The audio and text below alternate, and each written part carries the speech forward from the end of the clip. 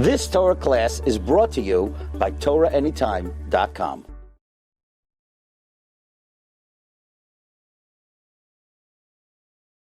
I would like to welcome back Rabbi Glatstein to our Tisha program. Baruch Hashem, we've had this chus to have Rabbi Glatstein on many times in our program and for Tisha B'Av. And here we are again in golus on Tisha B'Av. We hoped we'll be in Yerushalayim, and hopefully it's going to happen soon. But as of now, here we are. So I would like to welcome you back. Rabbi Glatstein is the Marda Asra in Kehillas Teferes Mordechai in Cedarhurst, and he's a Baal Machabes Svarim, the Sefer Magid Rekia, and many books, especially the book for Tisha B'Av, The Darkness and the Dawn. For those who want, can look for it and get started. Rabbi Glatstein, I know you just came back from a trip to Spain and Portugal, and I believe you've seen destruction. There were many, many kehillas over there, kehillas that you probably can't believe that it was vibrant, full of Yiddishkeit, and now probably is pretty empty.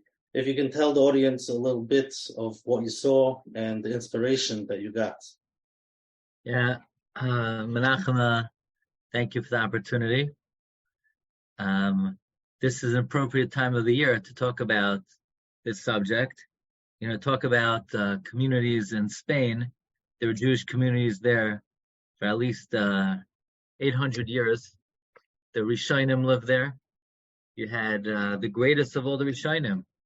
You had, of course, the Rashba in Barcelona, the Ran, the Ramban in Gerona, Rabbeinu Yoina, and of course the Rambam. The Rambam was born in Cordova, and many, many Rishonim, dozens of Rishonim, and there were very eminent Jewish communities. Menachem, there's nothing there. There's nothing to see.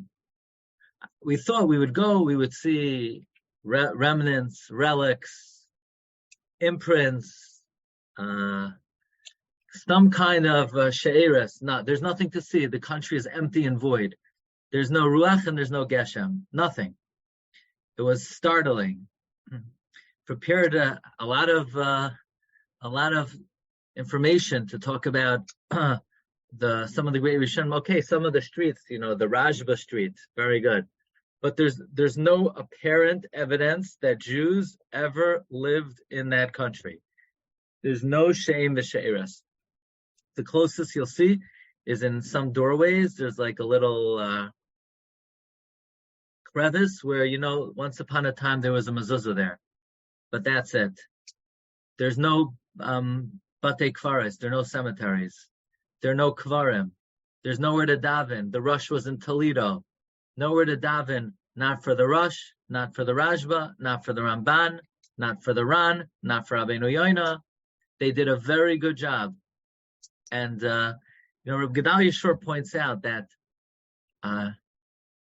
something we could observe throughout Jewish history is that when the golus comes to an end, then we leave overnight.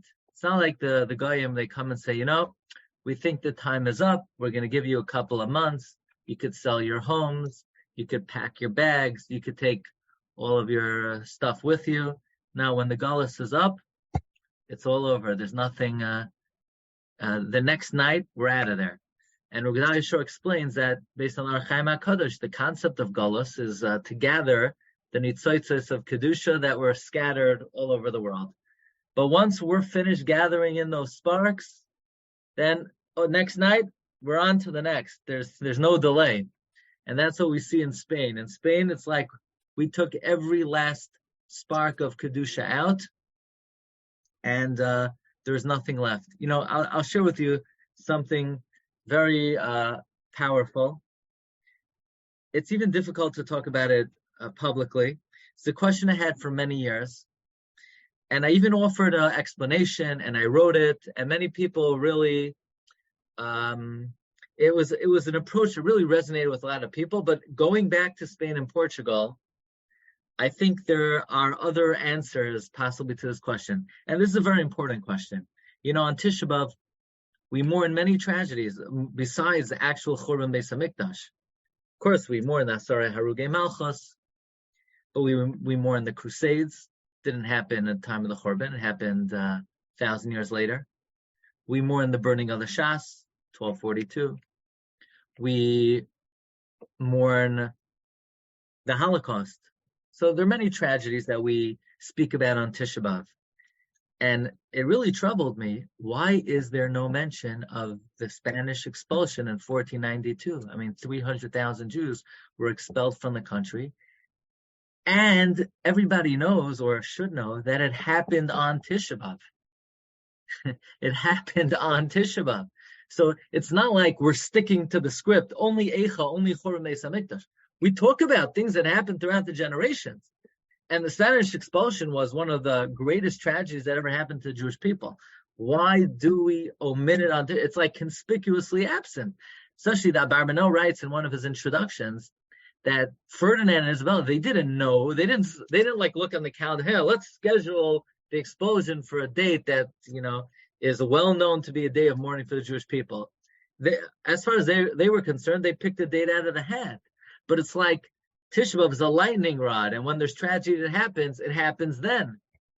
Right? We know World War I broke out on Tisha B'Av. The Jews were expelled from France on Tisha B'Av, from England on Tisha B'Av, throughout the generation. I remember when I was a kid, my shul, the Aguda of Avenue L in Brooklyn, it burnt down on Tisha B'Av.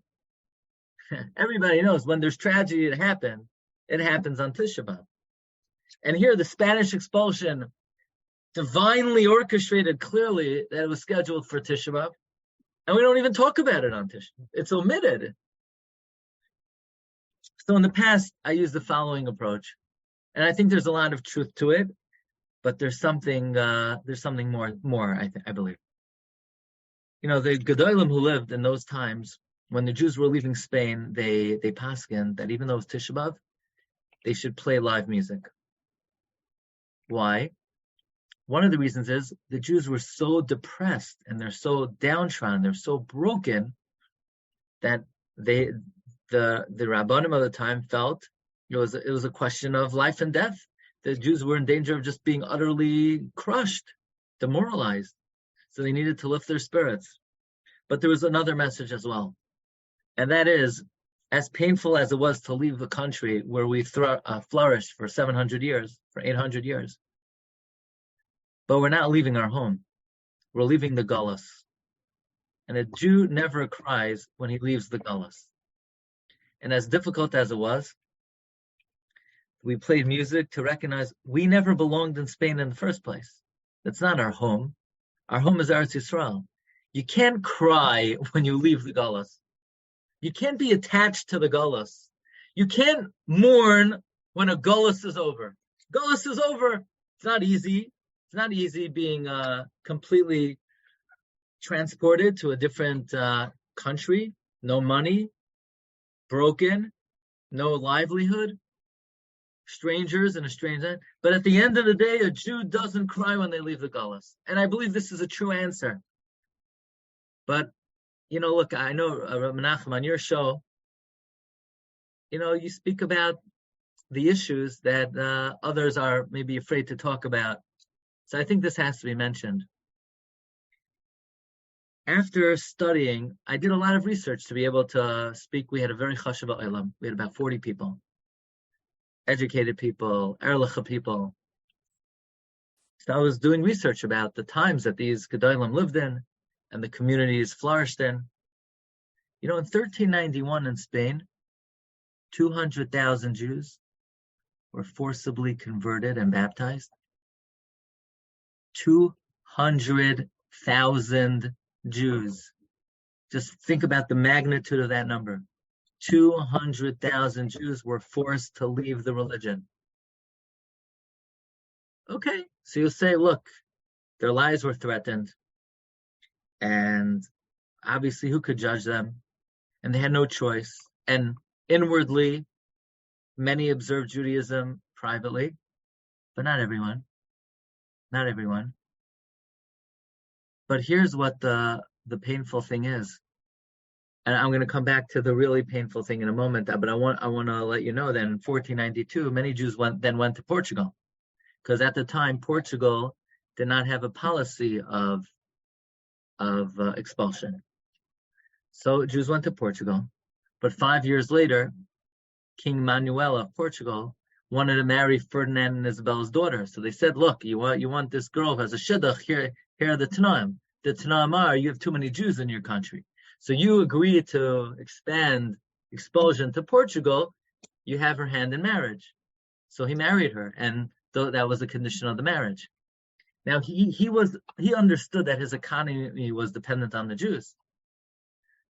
So he gave them a certain amount of months, 6 to 10 months, to liquidate their assets and to get ready to leave. But he didn't wait for that. So on the first day of Pesach, he rounded all the Jews up and he said, either you convert or your children are being kidnapped. And King Emmanuel kidnapped every single child below the age of 18, and no parents saw their children again. This is something that's not so well known. There was a Rishain who lived in Spain, Reb Avram Saba, that's Srar Hamar, who went to Portugal. He had 2 children kidnapped, baptized. He never saw them again. These children were taken off to an island off of Africa, where there's an entire island just of Yiddish Kindalach who were converted, and we have no Shem or She'iris of them. So I want to ask you a question. If for 100, now, here's an important fact. The Inquisition was in effect for a very long time before the Jews were expelled in 1492. You see, the Inquisition was that any Jew who was threatened to convert and converted can now not go back to practice Judaism. If a Jew maintained themselves as Jewish people, they were allowed to practice Judaism. So before 1492, you had Jews who preserved their heritage, and they were not being investigated. They only investigated people who converted to Christianity and were suspected of really observing Judaism. That was the Inquisition. So they were inquisitive. Are these converts being faithful to Christianity?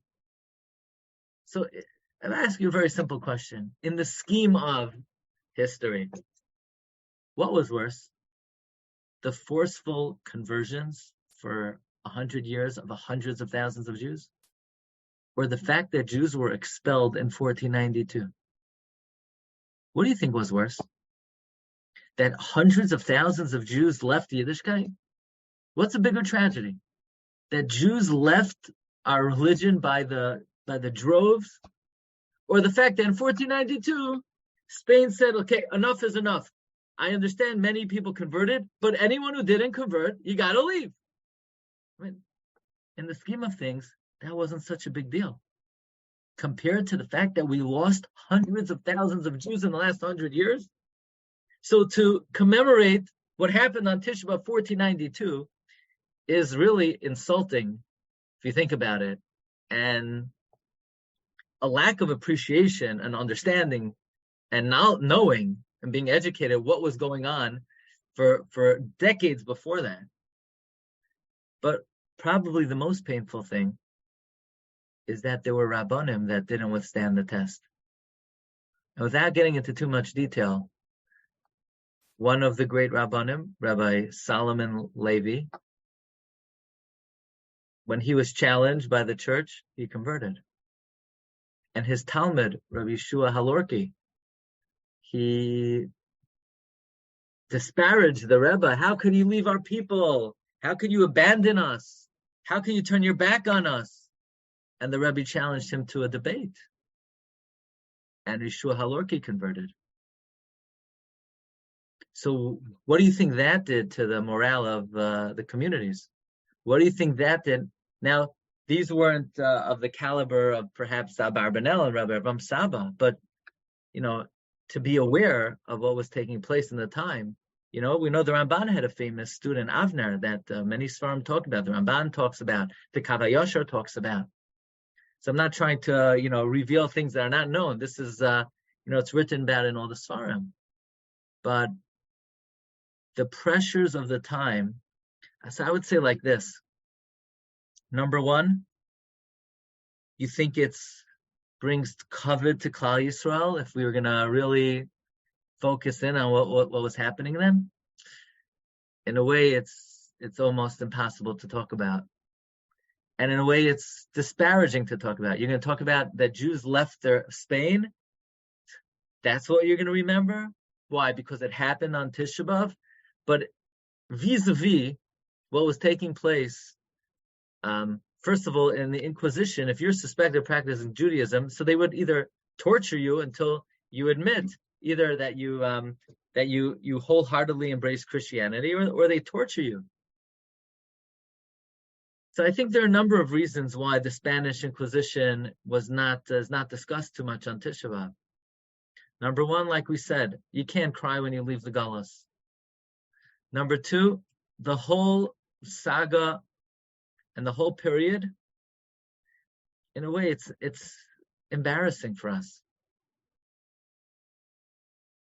And number three, and this is something I saw in the Ravid. Now, just historically, there were three Ravids. The Ravid that we always talk about, the Rambam and the Ravid, that's the Ravid the second, the Ravid of Poquiers. We spoke about the Ravid of Poquiers last year when we visited France. He's the Ravid Bal HaHasagos. The first Ravid wrote a Sefer HaKabbalah. He was one of the Rishonim, he lived in Spain, and he wrote a work of history from the beginning of time until his time. And he says something, and I think this is another reason why we don't talk about the period of what happened in Spain. He says, expulsion, that's similar to the Churban. We were expelled in times of the Churban. Hunger, we experienced that in time of the Churban. Deprivation, persecution, similar to the Churban. Forced conversion, worse than the Churban. Forced conversion, worse than the Churban.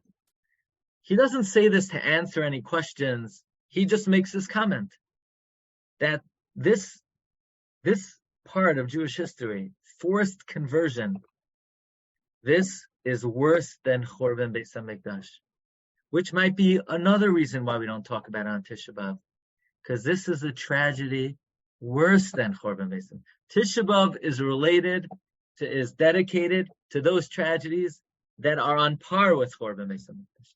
There are certain things that are even worse than the destruction of the Beis HaMikdash. By the way, there was one of the Spanish Gedolim, Rabbi Avram Zakuta. He wrote a sefer called Sefer HaYochsin. And he also invented the astrolabe. And he had maritime charts. So Christopher Columbus used his maritime charts to navigate and sail to America. Actually, Rabbi Avram Zakuta writes that in Portugal, many Jews, they killed themselves to avoid being forcibly converted. And many of these are Jews that we know about. We didn't know that they did this, and I'm going to tell you who they were. The wife of the Tur, the wife of the Balaturim, she killed herself so as not to be forcibly converted. And the question is, are you allowed to do that? And he brings many rayas that it's that you are allowed to do that. Gemara in Gittin, where the children jumped off the boat to avoid being violated. And he brings many, many proofs. But this just gives us a picture of what was taking place in those times. So there are a lot of things to think about regarding what we don't talk about on Tisha B'Av. So in a way, we shouldn't be talking about this today. But it's very painful, this information that you're sharing. It's what can the audience, maybe you can leave us with.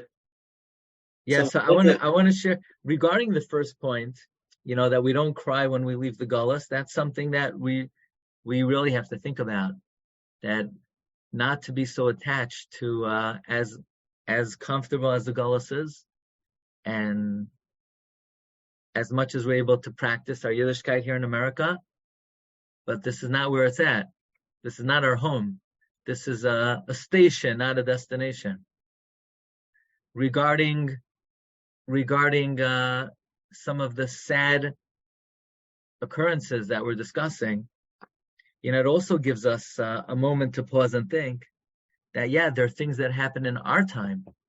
What happened to young men and women in our own time, what families deal with in our own time, when Nebuch, if they're not able to merit to keep their children on the path, that difficulty and that challenge, that's worse than Churban Beis Hamikdash. That's more painful than Churban Beis Hamikdash. That's something that we did not experience at the time of the Churban, and it sort of highlights to us, as wonderful as life is today, but there are families that are dealing with challenges that go beyond even what we're discussing on Tisha B'Av.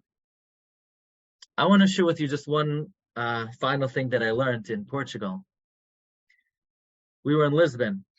In Lisbon, we stood in front of a church, right? You're not supposed to say that I use a church as a landmark. So I'm not going to say which one it was, but there was a monument there. And in 1506, there were terrible pogroms in Lisbon. Let's fast forward 200 years to the year 1755. It was November 1st, what we call All Saints' Day. And the whole city was in the church, 6 or 7 different churches. At that moment, an earthquake hit Portugal, the worst, the most severe earthquake in the history of the European continent. It leveled the entire city, 85% of the city. Every church in the city was destroyed. So in this city, where they forcibly converted and kidnapped all Jewish children, it was smitten by a supernatural earthquake. Now this earthquake, what do the Christians do when they go to the Mass? They light candles. The earthquake caused wildfires, and people were burnt alive in the place that they burnt Yidden there in the Oro de Fe. And then they were looking for safety, so they ran down to the riverbed. And a tsunami came and washed them away. And whoever survived, the second tsunami came. And then a third tsunami came. So who are we to say why things happen? But sometimes, like Rav Miller would always say, "Rak be'einecha sabit v'shulumas rishon tera." Sometimes you have to open up your eyes. But I'll tell you, people see what they want to see. People.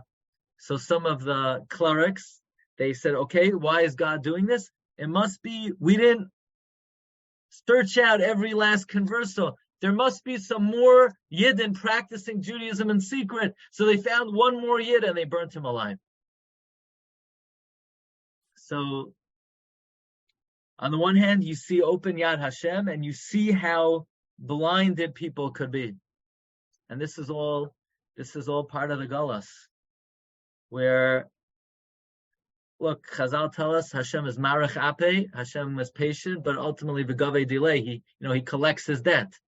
There's a day of reckoning, and at the same time, people could be oblivious to it. So it's important for us to know what we've been through, what we've endured, and use the rear view window, the rear view mirror, as a perspective of how to pull out of the driveway and plot forward. Oh, thank you so much. Could you leave our audience with Divrei Bracha? With the Tisha B'Av, I know it's hard, but after Chatzos we wait. Mashiach is born, and so it's very important. You would think on Tisha B'Av we're going to spend the whole day sitting in the dirt, sitting in the dust, wallowing in dust. No, Chatzos come, we get up, because that's the derech of Klal Yisrael. You got to get off the floor, dust yourself off, brush yourself off, roll up your sleeves, and plot for the future. Look, here we are after 2,000 years, after everything they've done to us, and we're flourishing, we're as strong as ever. So clearly Hashem has been guarding us, watching us, and if you're here today, and you're Zoicha to be able to learn Torah, and to be a Shomer Torah mitzvahs, so you have to know that Hashem has been guarding you for 2,000 years from all of these difficulties and all these challenges, be it Churban, be it Crusade, be it Inquisition. Hashem's been navigating you, saving you, preserving you, so that you could be here today. And He gave you the baton. It's like this has been a long relay race. And now the baton is in our hand, and we're the ones who have to get it to the finish line. That means Hashem trusts us. He trusts you. He's given you the job that through your learning and your chesed and your tefillah, you're going to take that baton that was passed down to you from your parents, from your grandparents, and it's our job to get us to the finish line. And Hashem is rooting us on. And Be'ezus Hashem, we're going to be Zocheh to make it happen. Amen. Thank you so much, Rabbi Glatstein, and hopefully we'll meet in person with everybody listening in Yerushalayim, Ira Kodesh. Amen. You've just experienced another Torah class brought to you by TorahAnytime.com.